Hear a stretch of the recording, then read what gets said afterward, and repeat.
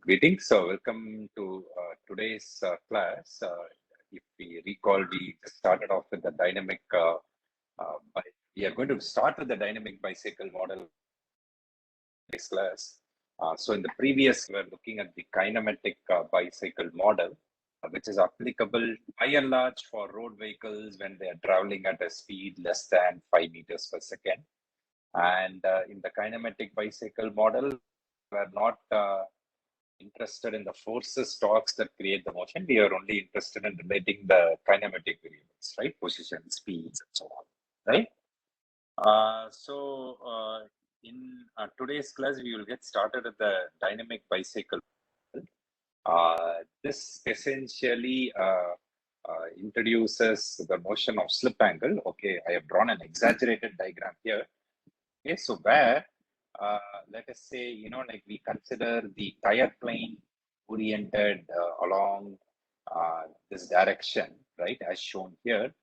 Of course, the tire is taking a turn. Okay, so I essentially rotate this entire thing a little bit. Let me see whether I can rotate this a bit. Okay, so if I can, right? So let's say if tire is rotated like this, you can see that there's a turn which is happening.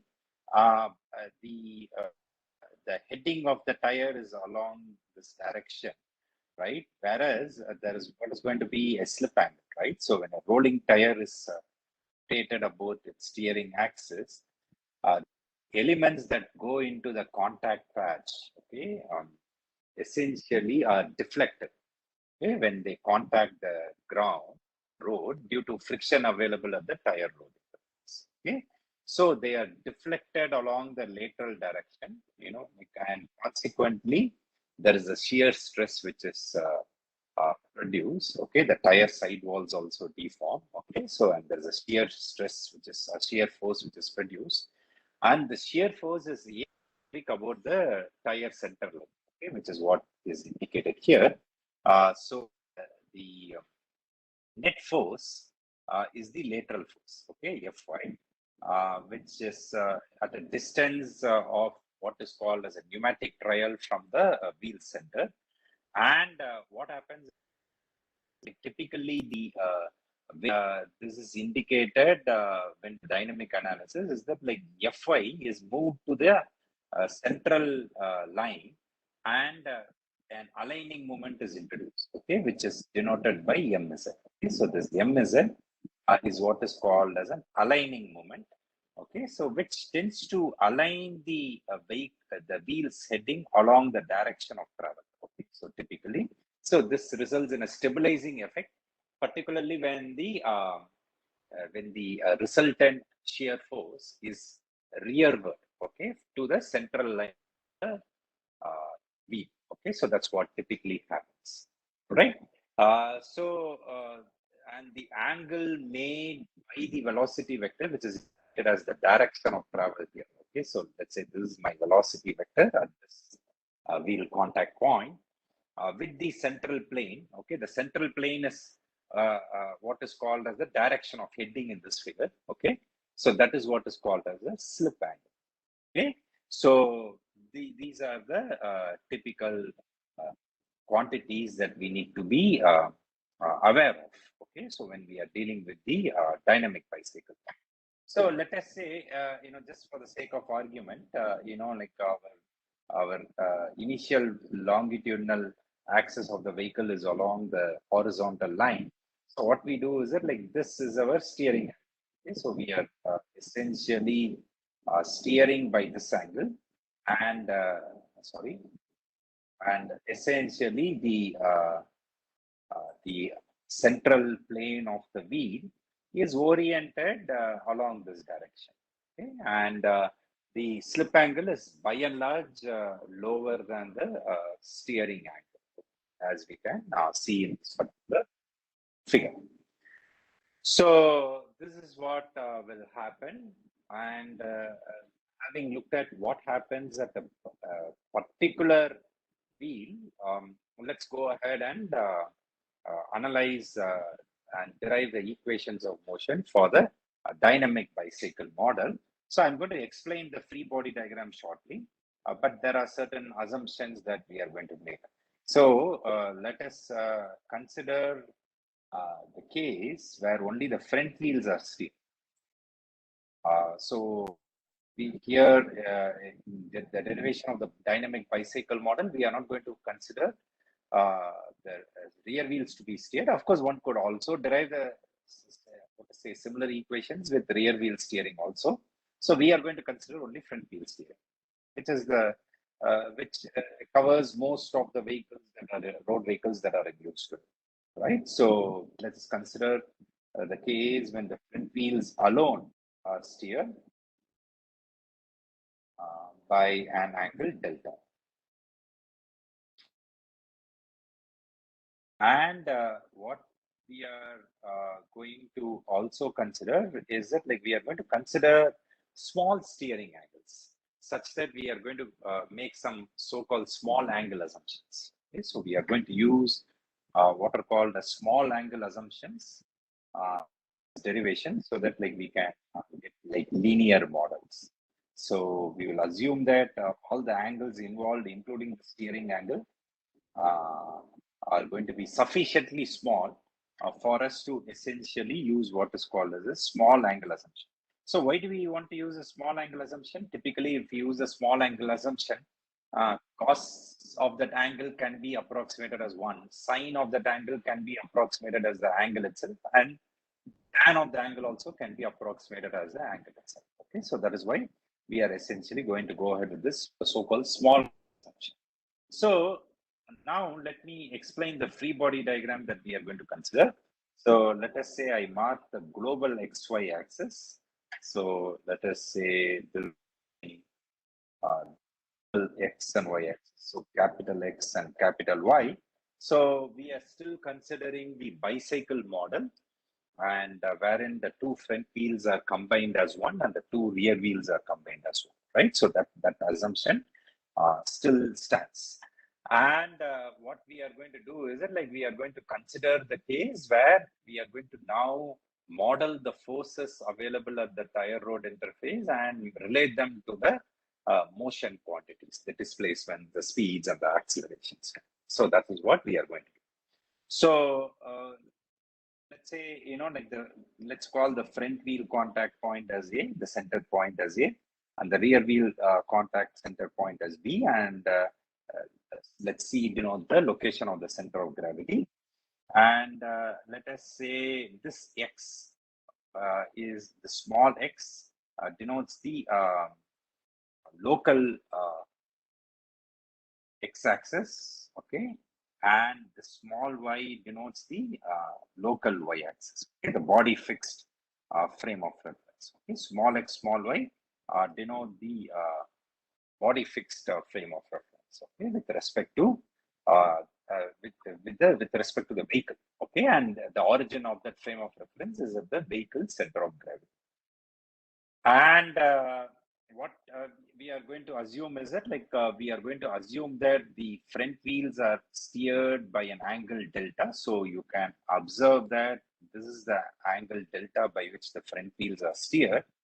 And consequently, the front wheels are now aligned at an angle of delta with the line passing through A and B. So that is the consequence. Now, due to slip, which is taking place along the lateral direction, alpha F denoting the slip of the front wheel, the velocity vector of the front wheel, which is called as V subscript F. Okay, so it is going to be at an angle of alpha F from the front wheel central plane. That is what is going to happen. So this is the consequence of slip in the lateral direction. Similarly, at the rear wheel, we can see that, like the velocity vector of the rear wheel is not along the wheel plane of the rear wheel, central wheel plane of the rear wheel, and it is going to be at an angle of alpha r. So alpha f and alpha r are the slip angles at the front and the rear respectively. So alpha f and alpha r are the slip angles at the front and rear wheels, respectively. So now we can observe that the lateral forces are now produced at the two wheels, the front wheel and the rear wheel. And what we do is as per convention, the lateral forces are taken to be perpendicular to the central wheel plane, as we observed even just in this diagram, right? So the convention is to take the lateral force to be perpendicular to the central wheel plane. And in this diagram, what has been done is it has been drawn perpendicular to the line AB, which is okay when we have the small angle assumption. So let me explain what this means. So we can observe that, start from the rear, we can observe that FIR, which is the lateral force of the rear tire rod interface, is obviously perpendicular to the rear central wheel plane, which is in turn perpendicular to AB.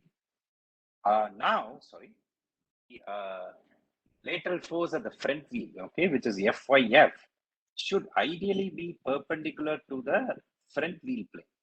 Okay, so I'm just drawing like this to essentially show the actual direction of the lateral force. Okay, so this should be perpendicular to the front wheel plane, but then it is going to be at an angle of delta, okay, with respect to the line which is marked, or the arrow which is marked as FIF here, right? So essentially what will happen is that this will be the direction of FIF. And if we draw the line, the arrow which is perpendicular to the line AB, this is going to be FIF cos delta in reality. That because that is going to be the component that is going to be perpendicular to the longitudinal axis of the vehicle, which is AB.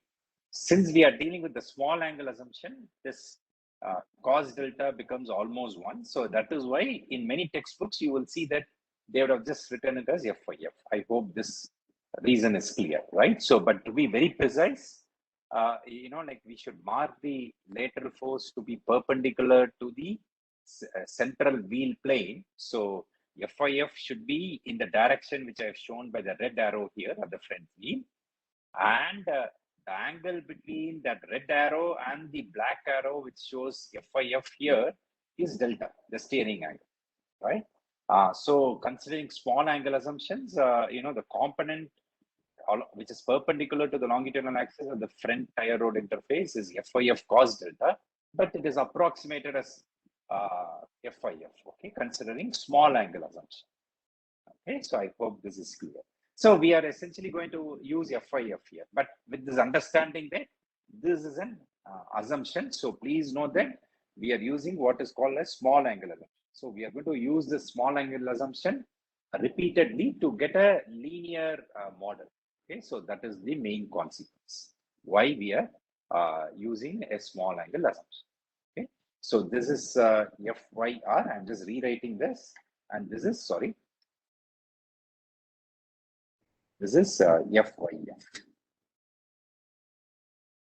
So those are the lateral forces at the front and the rear tire rod interface respectively. Now, Vx indicates the component of the velocity vector along the small x direction, along the longitudinal axis of the vehicle. Vy or y dot, this is essentially y dot. Some people will call it as V subscript y. That is the component of the velocity vector along the lateral direction. Some people will call it as a lateral velocity. Okay, so Vx is the longitudinal velocity component, and Vy or y dot is the lateral velocity component. Okay, and beta, as we know, is the side slip angle. Okay, so here V is the velocity vector at the CG, the angle that the velocity vector at the center of gravity makes with respect to the longitudinal axis of the vehicle is beta, which is called as a side slip angle. And capital L is the wheelbase, and LF and LR indicate the longitudinal positions of the center of gravity from the front and the rear wheel centers respectively. Okay, so obviously LF plus LR is equal to N. Okay, so that's something which we. And as we discussed, like some textbooks will call this as L1, L2, some will call it as A and B, and so on. Okay, so there are various notations that are used for this particular for these particular quantities, right? And the psi is the yaw angle or the heading angle or the orientation angle, right, of the vehicle. It is the angle made by the uh, longitudinal axis of the vehicle with the global x-axis. So that is what is called as the yaw angle of the head. Okay, so I hope this free body diagram and all the relevant quantities are clear. So any questions before we go ahead and derive the equations? Sir, what is this y dot? Y dot is the lateral velocity component, because the velocity vector of the CG, we can resolve it along the small x and the small y direction, right? Small x, small y denotes the body fixed coordinate system. Okay. Or what is called as the vehicle fixed coordinate system. Sir, we are assuming slip only on front of the vehicle. So why we have a VR component? I'm sorry. No, slip is there even in the rear wheels. Although the rear wheels are not steered, even they are going to undergo like lateral slip, okay, and deformation along the lateral direction, because they are going to go in a curve, right?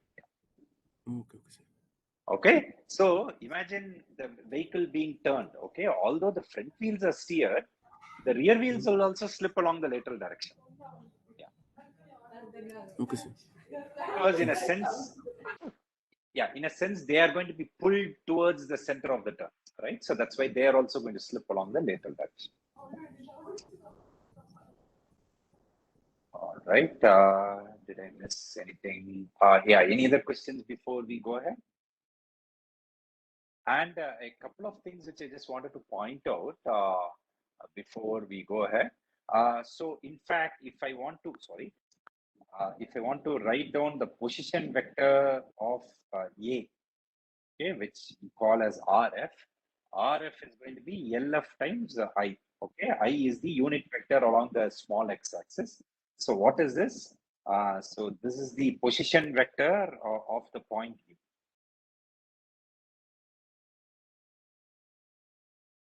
And we would be using it in our derivation. Okay, so C is the origin of our vehicle fixed coordinate system, right? So if I were to draw a position vector from C to A, right, the vector CA is going to be this LF times identity, right? So position vector of point A in the XY coordinate system. Okay, XY coordinate system. Okay, similarly, R subscript R, which is going to be the position vector of the point B, right? It will be equal to minus LR times identity. Why is it minus LR times identity? Because I want to go from C to B, right? When I go from C to B, I am going along the negative x-axis, right? So the unit vector along the negative x-axis will be minus I, right?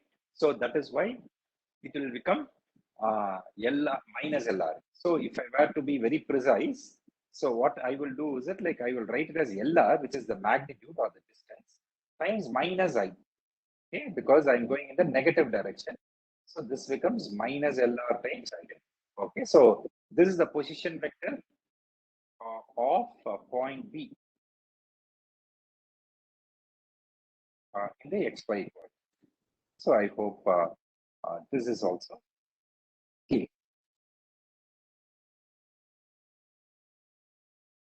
Okay. So now we are all set. We can just go ahead and start deriving the governing equations. And of course, I'm going to refer to this diagram, repeated. So now, velocity vector at the center of mass, right, at C, is given by the following vector. Okay, Okay, so we essentially call it as the vector V.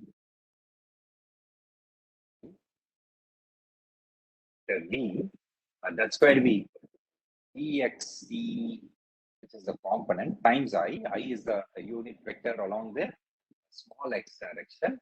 And we are essentially going to have Vyt, which is the lateral velocity component, times small j. Okay, I and j are the unit vectors, right? So what are I and j? I and j are unit vectors along the small x and small y. Okay? These are unit vectors along the directions of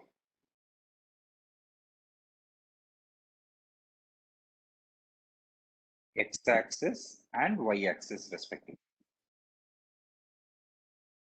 Okay, so this is something which we all are familiar with, right? So from here onwards, I'm going to suppress t just for the sake of convenience. So once again, like we should be able to figure out by usage, which variables are functions of time, which are constants. Okay, so let us suppress parenthesis t from here onward, when we are doing the derivation. Okay, so I will introduce it whenever necessary, but then I'm sure we could figure out from the context as to when we have to use when a variable is a function of time. All right. So of course this Vy, as we just discussed, is also represented as y dot. Okay, so we will be using Vy and y dot interchangeably. Please make a note of. Okay, so Vy is also denoted by y dot. Okay, so as you know, FIF, FIR are the essentially the components or the lateral forces at the front and the rear wheels respectively.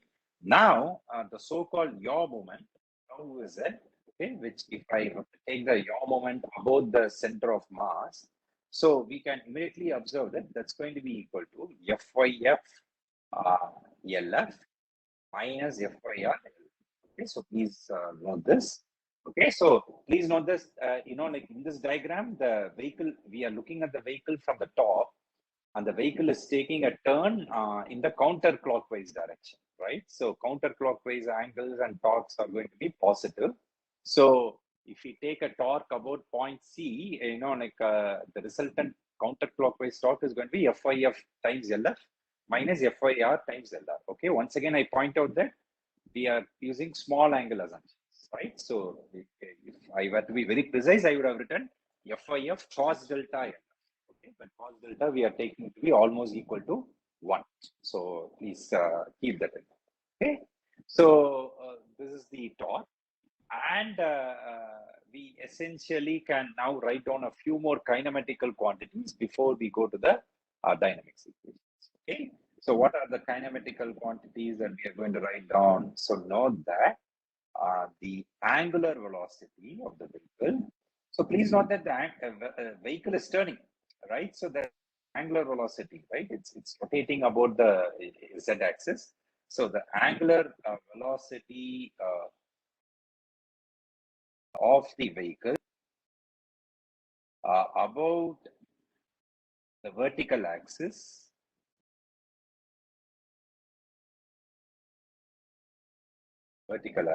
passing through the center of mass C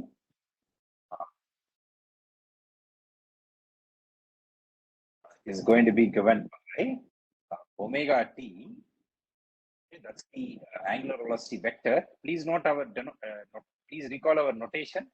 When we use a tilde, we are essentially going to represent a vector, right? So omega is a vector, okay, and that has a magnitude of psi dot, which is the yaw rate, okay, and the direction is k. Okay, so that is the. So please note that point C is the center of mass, right? So let me write that also here. So the center of mass, of course, considering a uniform gravitational field, as we already learned, the center of mass and the center of gravity are the same. So the center of mass of the vehicle is at point C. Okay, so that's why we are essentially writing down all the quantities with respect to point C. Okay, so the vehicle is going to rotate at an angular speed of psi dot. Okay, so let's keep that in mind. Now, please note that the XY frame is fixed to the body. So consequently, from rigid body mechanics, we can write down the acceleration at the center of mass, acceleration of the vehicle at the center of mass is going to be the following. Okay, let's say we take the acceleration vector A of t. It is going to be equal to v dot of t, okay, which is going to be the time derivative of the velocity vector plus omega t cross v of t.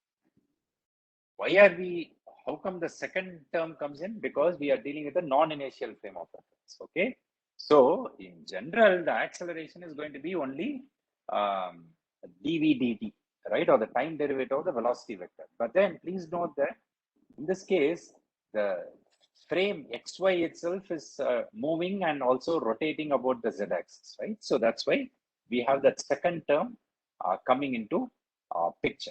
All right. So in order to simplify this equation, let's write down what we get. So we know that v is going to be vxti plus vyg, vytj or y dot j. So what will be v dot? We essentially take the time derivative with respect to t. So we are going to get vx dot t I plus y double dot j. Of course, one can write vy dot. I can also write y double dot. Okay, doesn't matter. Okay, so this is the first term. Then what will I get for omega cross t? Omega cross t, oh sorry, omega cross v is going to be the following. Omega is nothing but psi dot times k, and v is going to be equal to vxi plus y dot j. Please note that I'm suppressing that parenthesis t, right?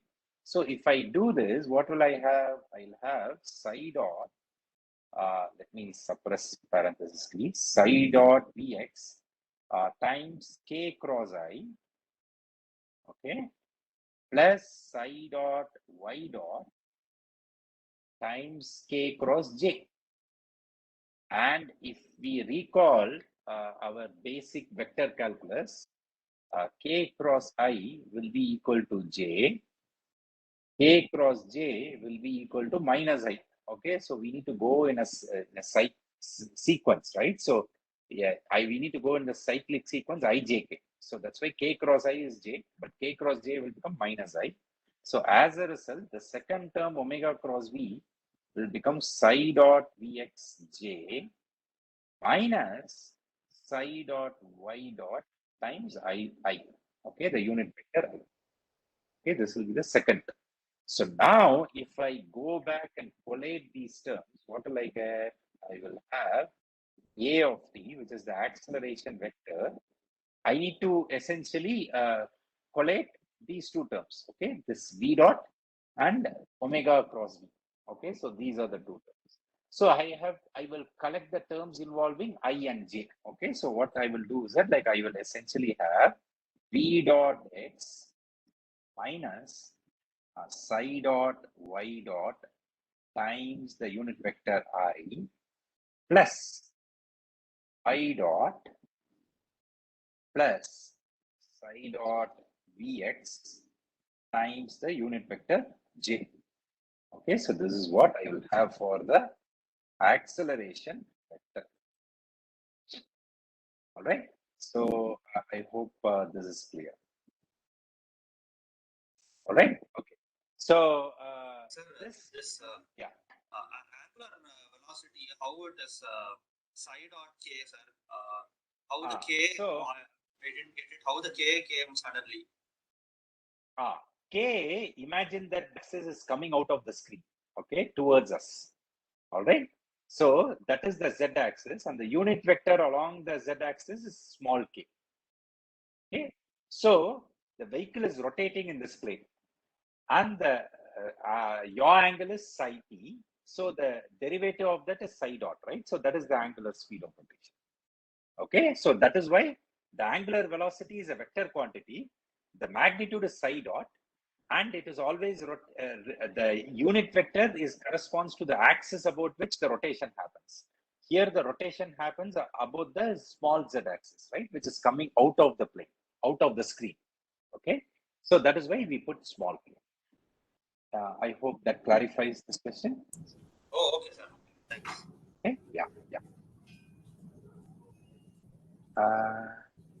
I just wanted to say something else, but yeah, I forgot. Maybe it will come to me. Yeah, any other questions before we go ahead? Sir, can you please explain once again how we have written acceleration term v plus v into omega? Okay. So this particular equation, right? So see, when we write with respect, see, if you look at an acceleration per se, it is only dv dt, right? Correct. So we know that it's the time rate of change of the velocity vector. But however, please note that in this derivation, we are writing the equations with respect to the small x, small y frame. Small x, small y frame itself is translating and rotating, is it not? Yes, it is. Okay. See, if we had written the velocity vector with respect to the capital X, capital Y frame, it is okay. Like we can essentially say, hey, like A equals dv dt, I will only take the time derivative of the velocity vector. But please note that the velocity vector itself, we have written with respect to the small y frame, right? We are using small I and small j as the unit vector. And we can see that the direction of small I and small j change with time, right? Because the vehicle is rotating, right? So the next instant it would have rotated even further. So the orientation of xy would have changed, the position of xy would have changed, right? The position of c would have changed. So that is why this is a standard formula from mechanics, wherein when we are writing the acceleration of a point mass with respect to a moving coordinate frame, we get the second term into picture. Okay.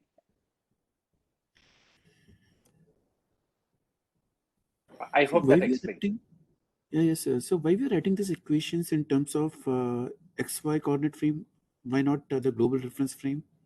One could write it. We will realize what is the advantage as we go. Okay. Yeah. All right. So typically, like one could write the equation of motion with respect to any frame of reference. That's a good question. Why not? Why should we write with respect to the small x, small y frame? We will realize it as we go. Okay.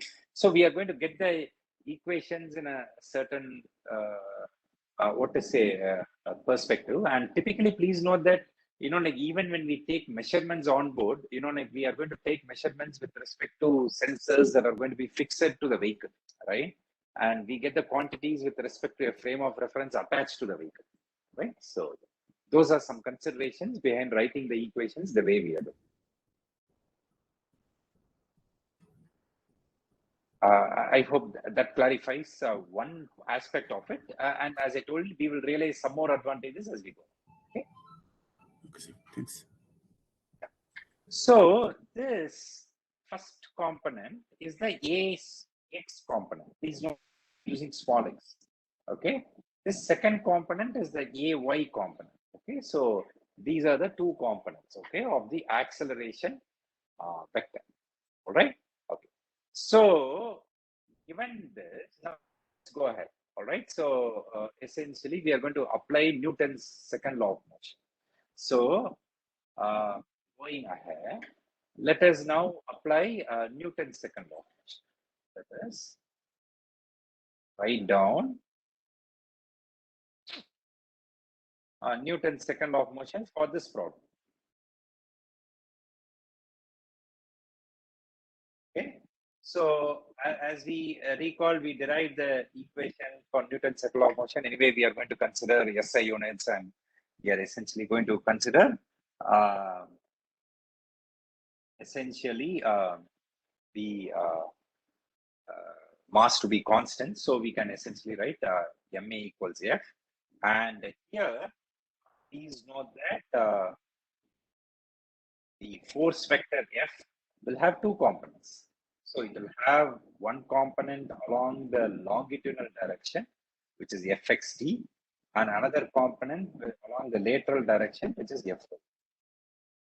Okay, and Fy T is going to be equal to Fyf plus Fyf.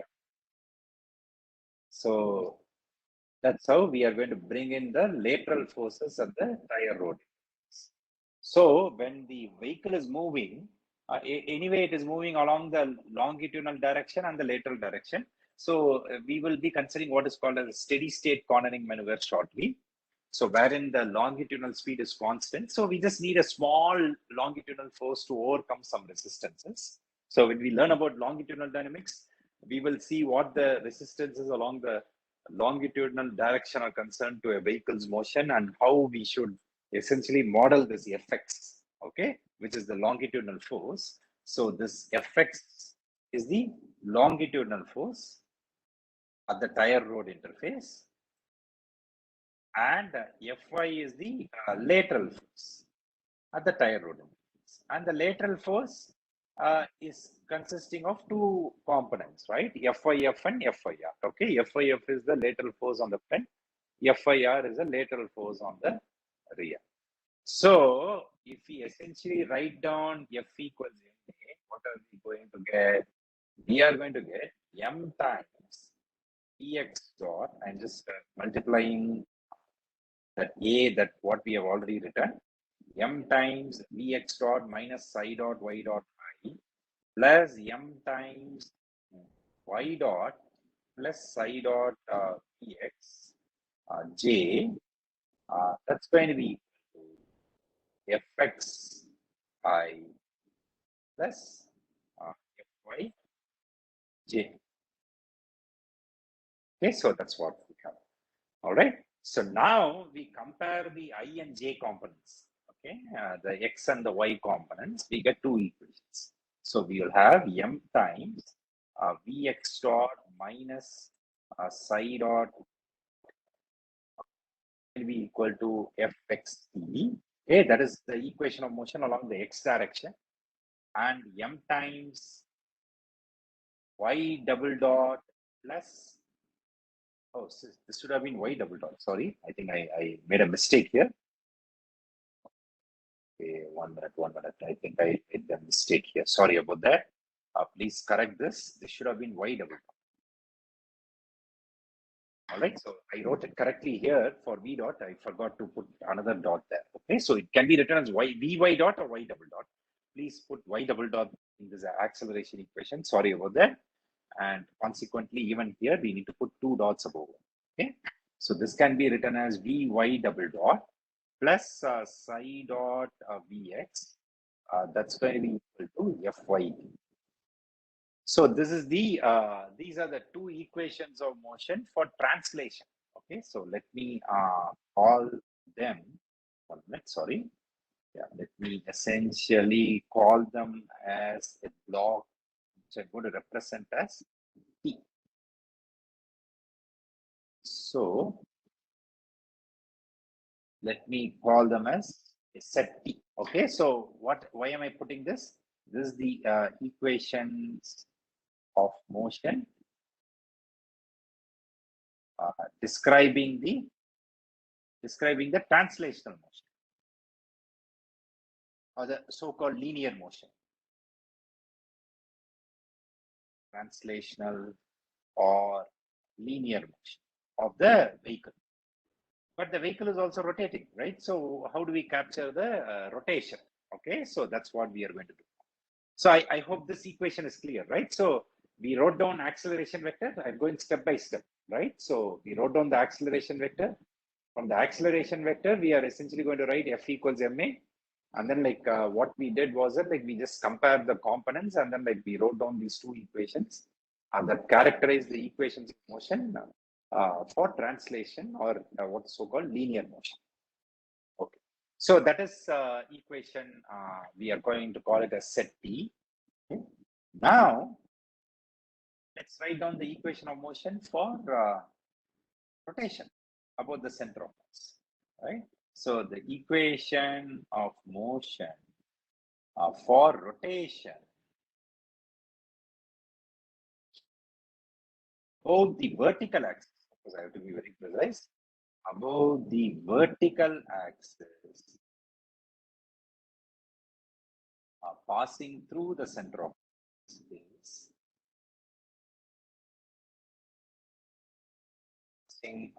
through center of mass is going to be the following. Okay, so once again, we are essentially going to learn this, right? So it is I omega dot or I alpha, right? So plus omega cross I omega. Okay, that's going to be equal to tau. Okay, so this is something we learned already, right? So, and what was this omega cross y omega? So, see, as I told, I'm just using the results from rigid body mechanics. I'm not deriving these equations in general. Okay, so this term is what is called as a gyroscopic term, right? Okay, so this comes about because we are essentially once again using a body fixed frame of reference, which is non-inertial. So that's something we need to remember. And this vector tau is going to be equal to, it will have a component. So if I write it as a column vector, it is going to have 0, 0, and tau is it. Okay, what was tau is it? The yaw moment that we wrote down, right? So essentially, another assumption that we are essentially making here is that like pitch and roll motion are not considered here. So we can observe that that's why the first two components, which correspond to the roll and the pitch components, are 0. So we are essentially going to have only the yaw torque coming into picture. And if you recall, we had already written the equation for tau z, right? So tau z was this. So this was the yaw moment. Okay, like what was this yaw moment? Yaw moment is the moment about the axis passing the vertical axis passing through C. Okay, so this was the yaw. Okay, tau z. All right. Now we also assume that the directions x, y, z are aligned along the principal axis. So this moment of inertia becomes an diagonal matrix. Okay, the moment of inertia is a matrix. So consequently, we have only the diagonal entries to be non-zero, and the off-diagonal entries, which are the so-called products of inertia, we consider them to be zero. So I becomes this. Omega, as we already know, is going to be psi dot k, and if I write it in terms of a column vector, it will be 0, 0, psi dot. Okay, so because the x and the y components, we are not considering pitch and roll velocities, right? So that's why we are essentially having this. So this immediately implies that omega dot, of course, please note I'm suppressing time, omega dot will become psi double dot k. Okay, we will have the second derivative of the yaw angle coming into picture. Okay, so we are all set now, almost all set. So let us now evaluate the gyroscopic term, okay, which is I omega. So what will happen is that, like, if we have I omega, so we essentially multiply the matrix which we wrote down for the moment of inertia matrix. Okay, so this is a matrix, sorry. Okay, so this is the moment of inertia matrix, and then like we multiply by omega. Omega is going to be equal to 0, 0 psi dot. If we do this matrix vector multiplication, I'm sure all of us can figure out that we are going to get 0, 0 I z z psi dot. Okay, all right. Now, what will happen here? Now we have got I omega, right? But we need omega cross I omega. Omega cross I omega is going to be this vector, which is 0, 0 psi dot, okay, cross product taken with 0, 0 I z z psi dot, okay, and this is essentially going to be 0, 0, 0. Okay, you can try this out as an exercise. Okay, because what's happening is that, like, when we have two vectors, like in which two of the three components are 0, right? And only the third component is non-zero, right? So the cross product is going to be 0. Okay, so you can try this out as an exercise. Okay, so I'm sure you can figure it out. Okay. Now what will become to I omega dot, which is the first term. So you can see that in this problem, the gyroscopic term becomes 0, okay, but it may not be 0 all the time. We have set up the problem, it has become 0, okay. So that is why I'm doing this derivation very, very carefully, so that we understand all the subtle steps and assumptions, okay, behind the derivation. So when we have I omega dot, it will be the matrix I times 0, 0 psi double dot. So this we will get as 0, 0, I is a psi double dot. Okay. So consequently, if we essentially write down the final equation for the rotation, we can see that there is no equation for pitch and roll. Okay. So we can see only zeros as the first two elements in all the terms of this particular governing equation, right? So thus the governing equation for rotation will only have the third component of all terms. So what will that be? The governing equation for rotation is going to be IZZ, okay, psi double dot E is going to be equal to tau Z. Okay, so this is the equation for rotation. And what is tau ZT? Tau ZT, T was the yaw moment, which was FYF LF minus FYR LR. Okay, so this is the equation for rotation. Okay, and IZZ is what is called as a yaw moment of inertia. Okay, yaw moment of inertia of the vehicle. And if you recall, tau Z, which was essentially FYF LF minus FYR LR, is essentially the yaw moment. Net yaw moment. Okay, right? Okay. So I hope this derivation is clear. And so the equations T and R, they form the combined set of equations for that bicycle. Okay, so these two constitute the equations of motion for the dynamic bicycle.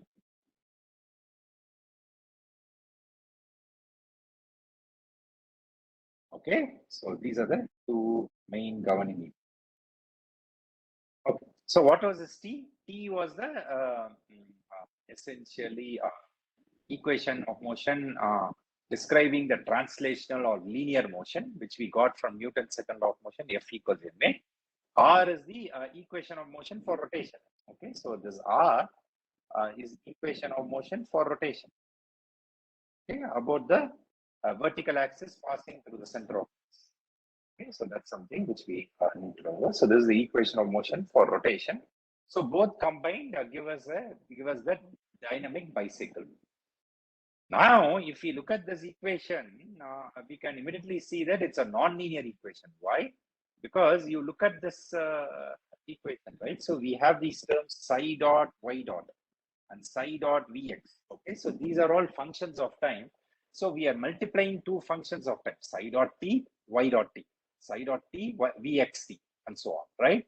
So as they stand currently, okay, even using the small angle approximation till now, we have got a non-linear ordinary differential equation. We have got a set of non-linear ordinary differential equations.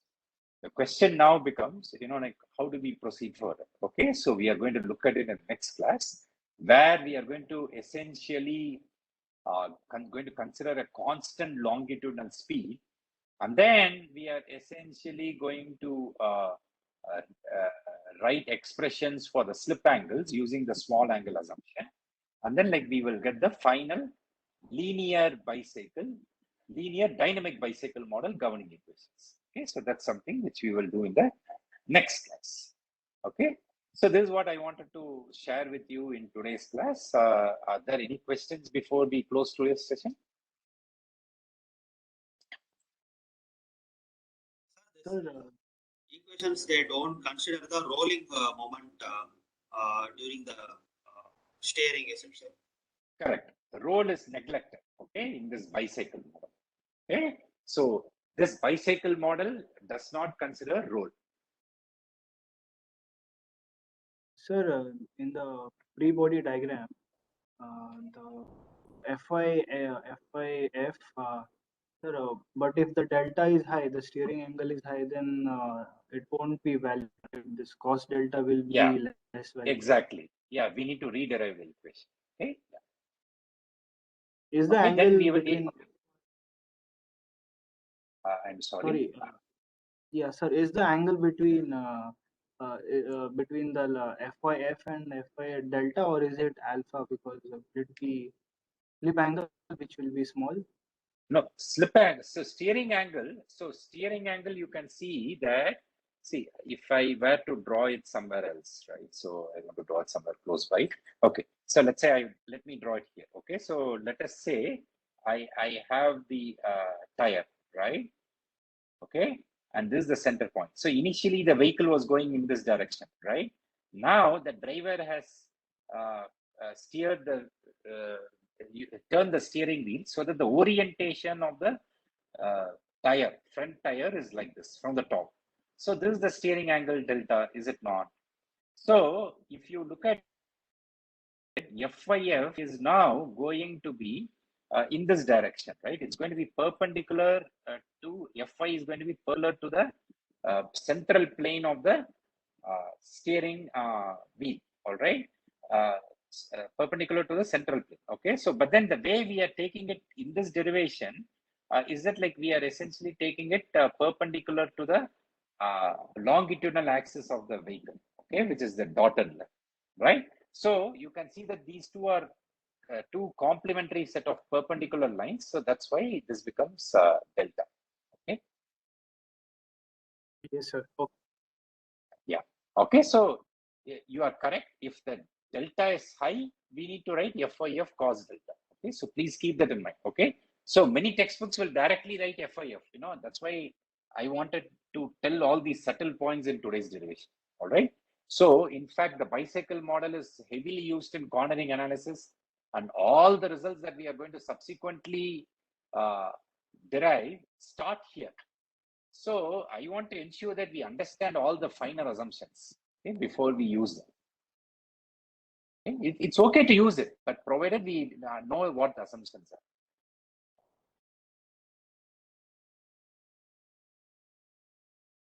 are. Any other questions? All right. So if not, let me stop the recording. Thank you. Stay safe.